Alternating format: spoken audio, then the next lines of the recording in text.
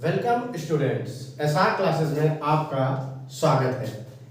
आज हम बहुत ही इंपॉर्टेंट टॉपिक क्लास 12 का चैप्टर फर्स्ट ठोस अवस्था यानी सॉलिड स्टेट के बारे में हम देखेंगे।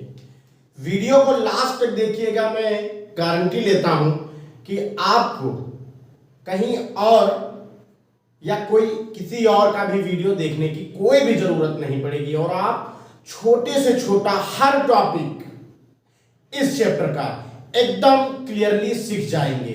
चलिए शुरू करते हैं। सॉलिड स्टेट को देखने के लिए हम सबसे पहले ये जानेंगे कि ये ठोस आया कहां से है।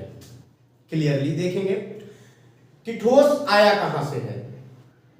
ठोस की उत्पत्ति जानने के लिए हमको पदार्थ को समझना होगा।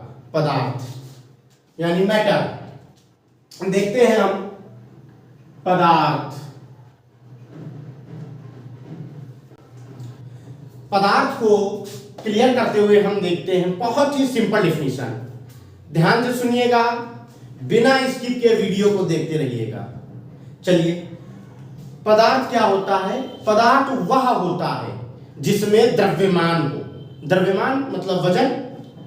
जैसे कि मान लेते ये है, इसका कोई ना कोई तो द्रव्यमान होगा ना, चाहे कितना भी द्रव्यमान हो, 1 ग्राम 2 ग्राम 50 ग्राम 100 ग्राम द्रव्यमान तो होता है। इसका मतलब वो पदार्थ है जिसमें द्रव्यमान हो। भाई, पदार्थ वह होता है जिसमें द्रव्यमान होता है, ठीक है, जिसमें द्रव्यमान होता है और वह स्थान घेरता है।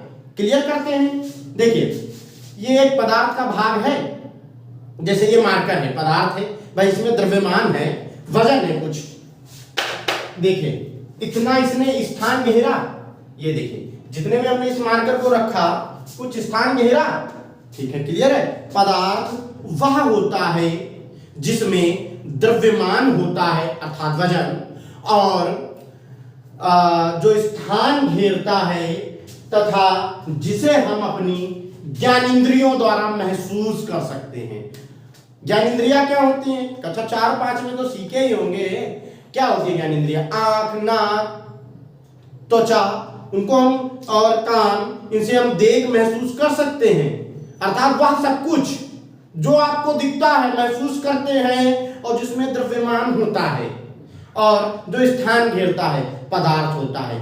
एकदम क्लियर। हाँ, जैसे कि मार्कर उसमें द्रव्यमान भी है, स्थान भी घेरता है। और हाँ कि ये, हाँ भाई, हाँ व्हाइट कलर का है, बेलनाकार है, इसको हम महसूस कर पा रहे हैं, ये भी एक पदार्थ हुआ।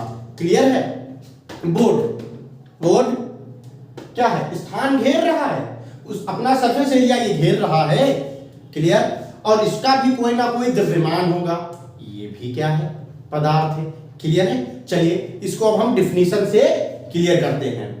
आप कॉपी और पेन लेकर बैठिएगा। अगर जो आप वीडियो को देख रहे हैं तो कॉपी पेन पूरा देखिएगा वीडियो। आपके नोट्स भी प्रिपेयर होते रहेंगे और हर वीडियो को आप पूरा देखिए और आपके नोट्स प्रिपेयर होते रहेंगे और आपको केमिस्ट्री इतनी सरल लगेगी कि आपको केमिस्ट्री से अच्छा कोई सब्जेक्ट ही नहीं लगेगा। चलिए शुरू करते हैं। हाँ, पदार्थ क्या मैंने बताया? पदार्थ लिखते रहिएगा भैया। पदार्थ वह होता है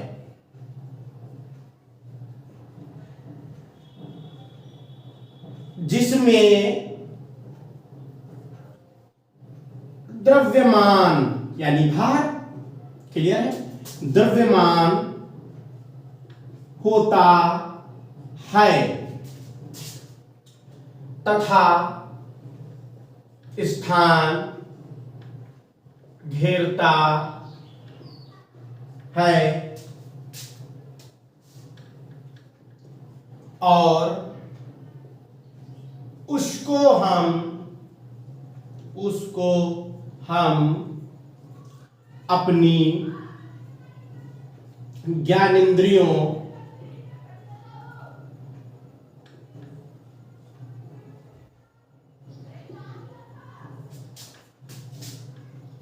द्वारा महसूस कर सकते हैं।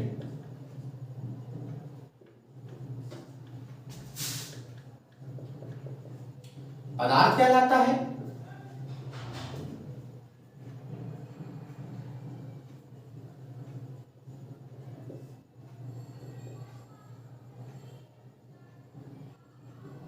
देखिए, ये बहुत ही सिंपल शब्दों में पदार्थ की मैंने डिफिनीशन दे दी है।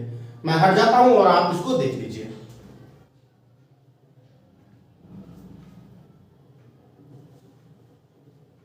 हाँ, चलिए, वीडियो को पॉज करके भी आप लिख सकते हैं। चलिए, अब हम इसके बारे में बात करेंगे कि भाई पदार्थ कितने प्रकार का होता है।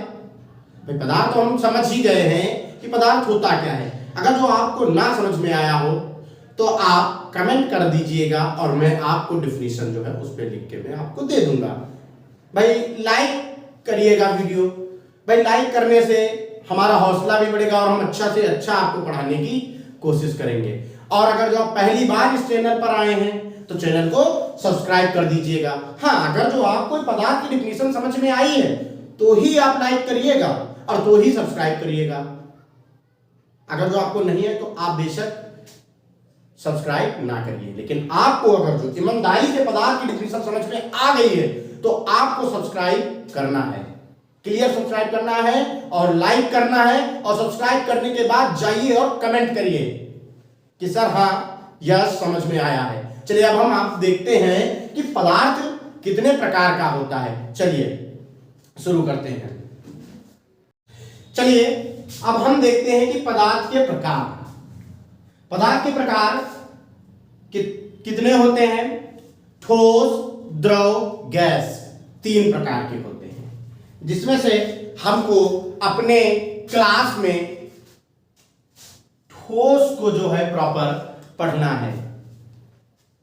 हम वैसे मौखिक रूप से हम तीनों की डिफिनीशन क्लियर करा देंगे और लिखवाएंगे सिर्फ ठोस की। चलिए, पहले हम मौखिक रूप से तीनों की डिफिनीशन क्लियर करते हैं बारी बारी से, बहुत ही इजी वे में। चलिए देखते हैं। ठोस क्या होता है कि जिसके अवयवी कण पास पास हो। अवयवी कण, अब भाई ये कहते अब अवयवी कण, मैंने क्या बोला? ठोस क्या होता है जिसके अवयवी कण।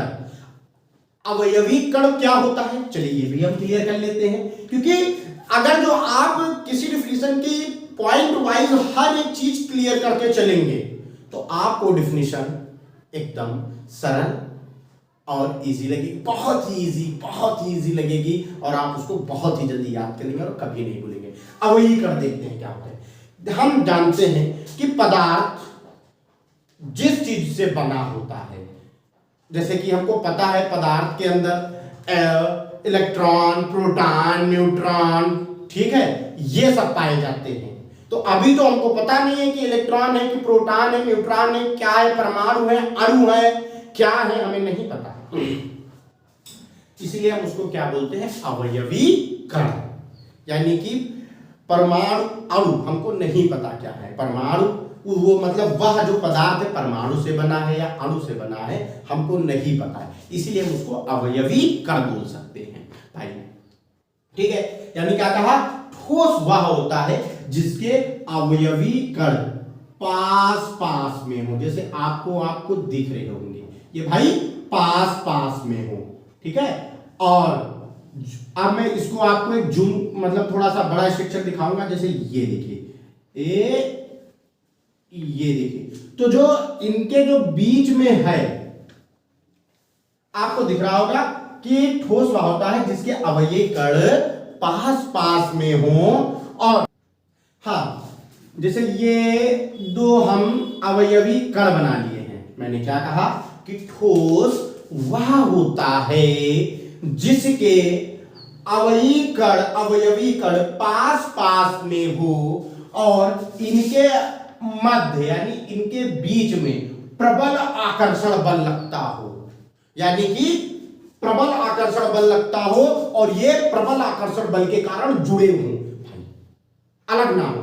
इसीलिए इससे जो कोई भी वस्तु बनेगी वो ठोस बनेगी। भाई जाहिर सी बात है कि किसी भी वस्तु के अगर जो अवयवी कण पास पास में होंगे, यानी सभी कण जुड़े होंगे और उन कणों के बीच में प्रबल आकर्षण बल लग रहा है, तो वह क्या होगा, वह ठोस ही होगा।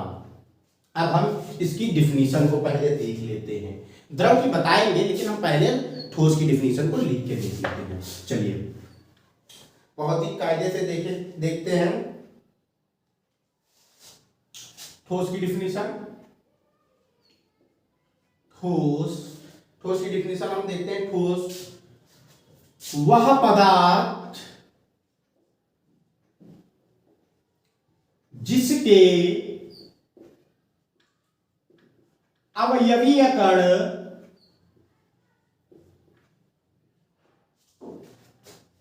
पास पास में हो,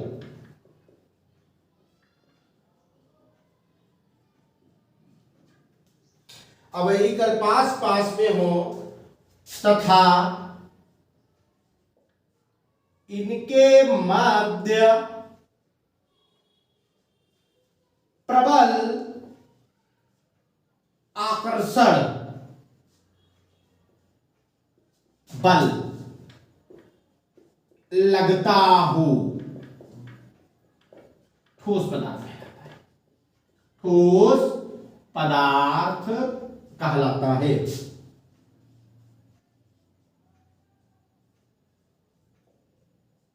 हाँ चलिए, ठोस पदार्थ बोला गया। प्रबल आकर्षण बल। आकर्षण बल आपको पता होना चाहिए कि जब दो वस्तुएं आपस में एक दूसरे को क्या करती हैं, आकर्षित करती हैं, आकर्षित करके जोड़ने का कार्य करती हैं, तो वो आकर्षण बल होता है।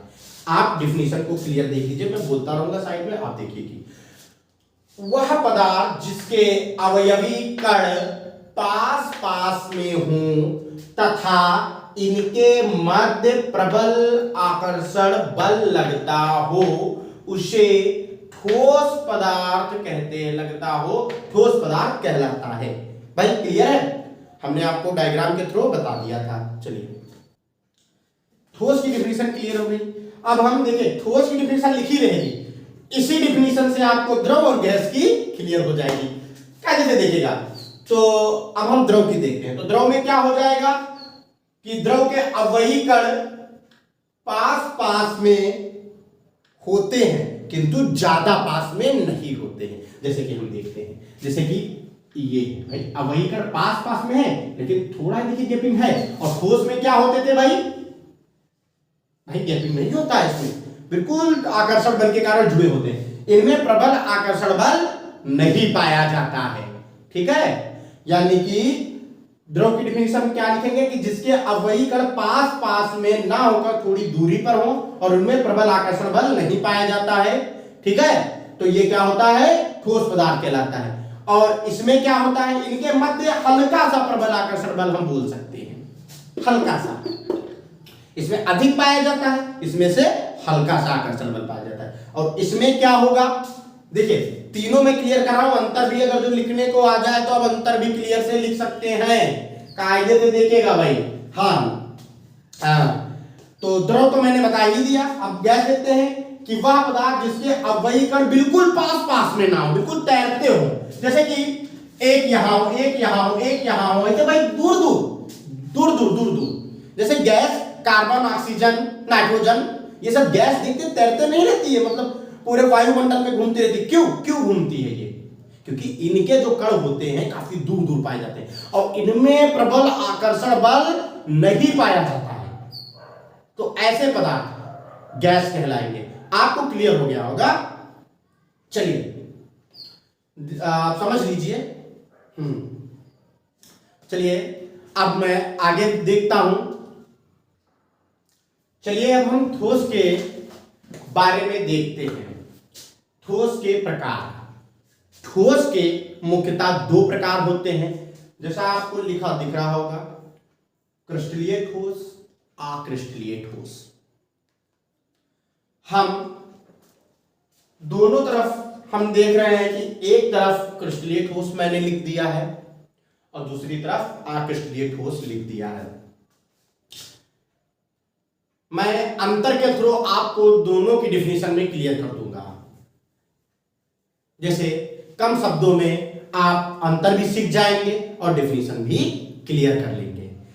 आपको हर एक पॉइंट का मतलब मैं बताते चलूंगा, आप क्लियर से देखते रहिएगा। और आप अंतर भी आप लिख लेंगे, अगर जो आपके एग्जाम में आ जाते हैं अंतर बताइए तो आप अंतर भी क्रिस्टलीय ठोस अक्रिस्टलीय ठोस में क्लियर कर लेंगे और डिफिनेशन भी दोनों की क्लियर कर लेंगे। आप कैसे, चलिए ध्यान देते हैं, चलिए देखते हैं। भाई वीडियो को पूरा देखते रहिएगा, काटिएगा नहीं, क्लियर समझ में आएगा आपको। क्रिस्टलीय ठोस के बारे में सबसे पहले देखते हैं। इधर का आप खुद निकाल लेंगे, मैं नहीं लिखूंगा, आप खुद निकाल लेंगे इधर की डिफिनेशन पूरी क्लियर, पक्का 100%। चलिए देखते हैं। अवयवी कण, अवयवी कण व्यवस्थित होते हैं। क्या मतलब भाई अवयवी कण? मैंने अभी बताया था आपको अवयवी कण क्या होते हैं। चलिए मैं पहले पॉइंट को क्लियर कर रहा हूं। अवयवी कण, अवयवी कण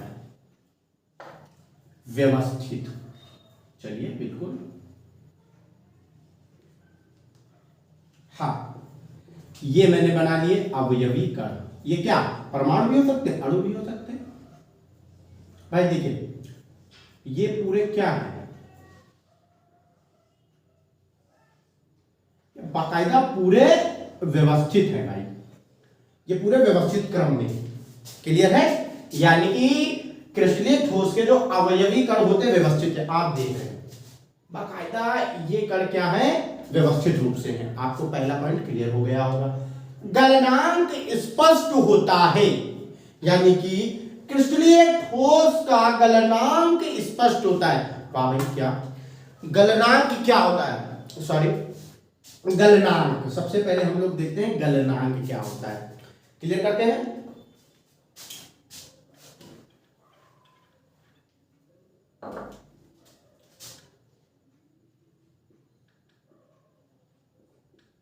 इसको बोलते हैं एमपी या मेल्टिंग पॉइंट। गलनांक क्या होता है, मेल्टिंग पॉइंट। हाँ यानी कि जितने भी क्रिस्टलीय ठोस होंगे उनका जो मेल्टिंग पॉइंट होगा वो निश्चित होगा। अब होता क्या भाई मेल्टिंग पॉइंट, ठीक, किसी पदार्थ की वह अवस्था, सॉरी किसी पदार्थ का वह ताप जिस पे वह पिघलने लगे, मेल्ट होने लगे, वह उसका गलनांक कहलाता है। कैसे, गलनांक पॉइंट कहलाता है।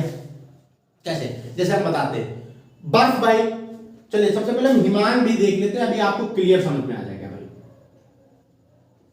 एफपी फ्रीजिंग पॉइंट, भाई बर्फ का जमने का कितना टेम्परेचर होता है, 0 डिग्री सेल्सियस। कितना, 0 डिग्री सेल्सियस। बात समझना, जैसे कि मैंने एक पैमाना बना दिया भाई, देखते रहिएगा। इधर 1 2 3 4 5 6 -1 -2 -3 -4 -5, क्लियर, क्लियर से देखते रहिएगा, आपको बहुत अच्छी चीजें समझ में आ जाएगा।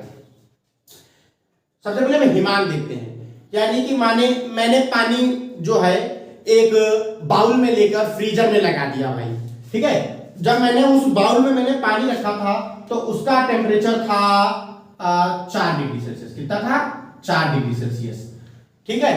और जैसे मैंने उसको फ्रीजर में लगा दिया भाई, फ्रीजर में मैंने उसको जमने के लिए लगा दिया, 3 हुआ, 2 हुआ, 1 हुआ, जैसे ही 0 पर आया वो बर्फ में कन्वर्ट हो गया, बिल्कुल सॉलिड बर्फ में कन्वर्ट हो गया। यानी धीरे धीरे बर्फ में कन्वर्ट हो रहा था, लेकिन जैसे ही वो 0 पर आया वो सॉलिड बर्फ में कन्वर्ट हो गया भाई। अब उसके बाद वो -1 में जाए फिर भी रहेगा ही तो बर्फ, -2 में जाए, -3 में जाए, -4 में जाए, वो रहेगा तो बर्फ ही ना। जमा किस पर, 0 पर, जमा किस पर, 0 पर। तो हम क्या कहना चाह रहे हैं, तो पानी का फ्रीजिंग पॉइंट क्या हुई, 0, यानी किसी पदार्थ का वह बिंदु जिस पर वह जम जाए। तो पानी किस पर जम रहा था, ठीक 0 पर जमा था ना, तो उसका फ्रीजिंग पॉइंट क्या होगा, वाटर का फ्रीजिंग पॉइंट क्या हो गया, 0 हो गया वाटर का, यानी कि 0 पर जम गया, उसके बाद गया तो उससे जमा ही रहेगा। यानी किसी पदार्थ का वह तापमान जिस पर वह जम जाए वह उसका गलनांक बिंदु कहलाता है, सॉरी हिमांक बिंदु कहलाता है, जिस पर वह जम जाए। तो बर्फ 0 पर जम गया था, उसके बाद हम जाएंगे, रहेगा तो जमा ही, लेकिन सबसे पहले किस पर जमा, 0 पर जमा, तो उसका 0 क्या हो गया, हिमांक हो गया। ठीक उसी प्रकार से गलनांक, गलनांक क्या है भाई, 0 पर जम रहा था, हाँ बिल्कुल 0 पर जम रहा, लेकिन 0 से जैसे ही कम होगा, जैसे 1 पर आ गया, वो तुरंत क्या होगा, एमपी पर आ जाएगा, यानी मेल्टिंग पॉइंट। जैसे 0 से जैसे ही टेम्परेचर बढ़ेगा, 0 से जैसे ही टेम्परेचर बढ़ेगा, यानी 1 पर आएगा टेम्परेचर, तो वह उसका एमपी हो गया, यानी वह इसका मेल्टिंग पॉइंट हो गया। ठीक है, यानी कि बर्फ का हिमांक कितना था, 0, और गलनांक कितना हो गया, 1, यानी कि 0 से 1 पर आया और गलने लगा, 2 पर आएगा गल ही तो रहा है, 3 पर आया गल ही तो रहा, सबसे पहले किस पर गला, 1 पर।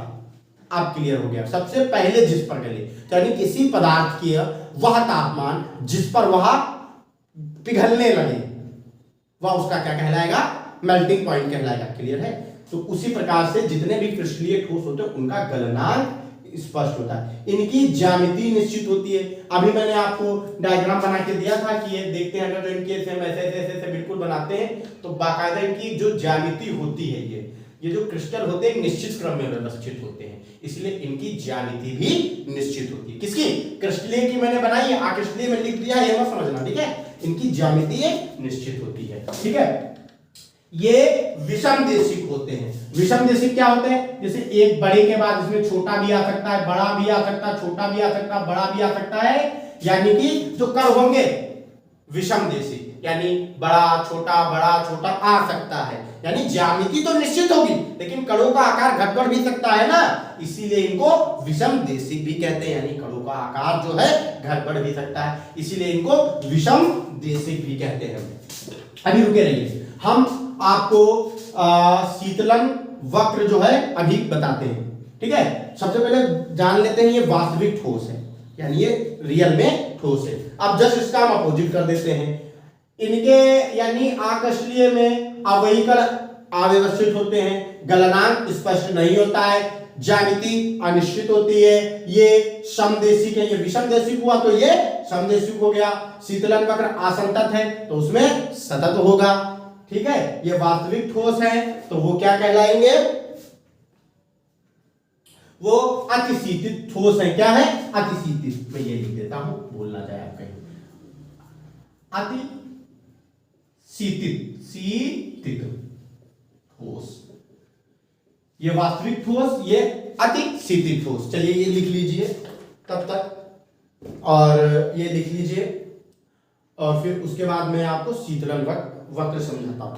सबसे पहले अगर जो मैं इसकी डिफिनीशन देखूंगा तो एक शब्द में मैं कैसे लिखूंगा, क्रिस्टलीय ठोस वे होते हैं जिनके अवयवी कण व्यवस्थित हों तथा क्रिस्टलीय ठोस का गलनांक स्पष्ट होता है और इनकी ज्यामिति भी निश्चित होती है और ये विषम देशिक होते हैं, इनका शीतलन वक्र असंतत होता है और क्रिस्टलीय ठोस को वास्तविक ठोस भी कहते हैं। ये पूरी जो शब्दों को व्यवस्थित क्रम में लगा देंगे तो डिफिनीशन बन जाएगी।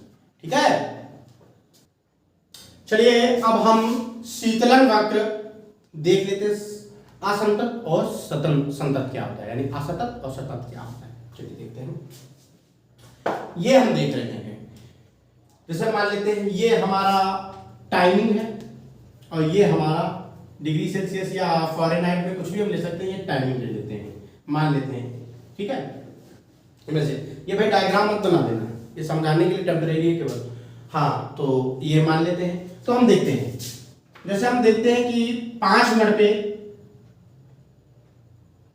पे 10 था और ये थोड़ी देर यहां पर रुका, फिर जैसे ही 10 मिनट पर आए ये अचानक से 40 पे चला गया, फिर क्या हुआ, फिर ये उसके ऊपर चला गया 15 पे, ये 7, तुरंत नीचे आ गया, ठीक है। फिर ये क्या हुआ 15 पे और ये नीचे आ गया, 20 पे ये फिर ऊपर चला गया। यानी इसका कोई ग्राफ निश्चित नहीं है, ऊपर नीचे ऊपर नीचे ऊपर नीचे ये होता रहता है, बिल्कुल बराबरी, मतलब इनका कोई ग्राफ नहीं है, ऊपर जाता है अचानक से नीचे आ जाता है, और ये कहीं कहीं पे रुका भी रहता है। सबसे बड़ी बात यही होता है, ये कहीं कहीं पे ग्राफ रुका रहता है, स्टॉप रहता है, इसीलिए इसको असंतत कहते हैं। और सतत में क्या होता है, क्लियर देखिए, सतत में क्या होगा कि अचानक से ये ऊपर उठेगा, तुरंत क्या होगा, ये तुरंत ऊपर उठ जाएगा, यानी कि नीचे से ऐसे आया और ऐसे उठता चला जाएगा पूरा। इसमें कहीं पे रुकेगा नहीं, कहीं पे नीचे नहीं आएगा, ऐसे धीरे धीरे धीरे धीरे ये ऊपर उठता चले जाएगा। तो असंतत और हम सतत देख चुके हैं, आई होप आपको क्लियर हो गया होगा।